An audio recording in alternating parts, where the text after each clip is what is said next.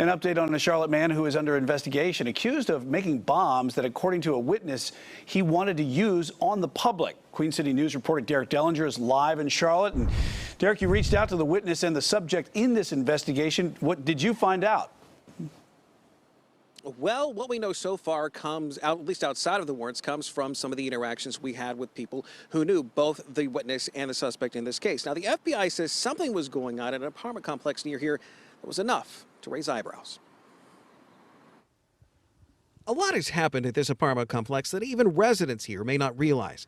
Back in January, there was a series of events that happened that first set off a CMPD and then an FBI investigation.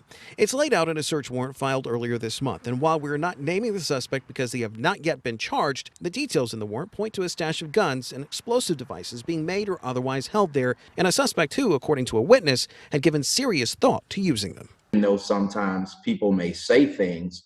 People can say quite a bit in our country and it not equate to an actual threat. Walter Bowers is an attorney and former police officer. We asked him for insight on this case because, as we noted, the main subject of this case has not been charged despite what is being alleged. Something were to happen, which has happened in the past, and law enforcement was holding on to that information for the sake of investigation, that's not acceptable anymore.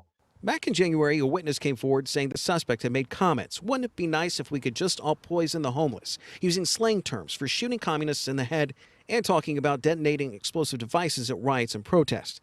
A day after that witness came forward, though, the suspect in this case was accidentally shot at his apartment, and while CMPD were investigating, they found the suspect's guns and tactical gear. The day after that, CMPD went to the FBI.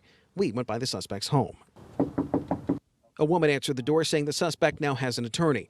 We also spoke with a family member of the witness in this case who says the witness is now worried about their personal safety. Bauer says the fact that we know this much so far is a sign, potentially, of something bigger. In this case, where did he get all of those weapons from? Where did is he connected to other groups that may be planning something?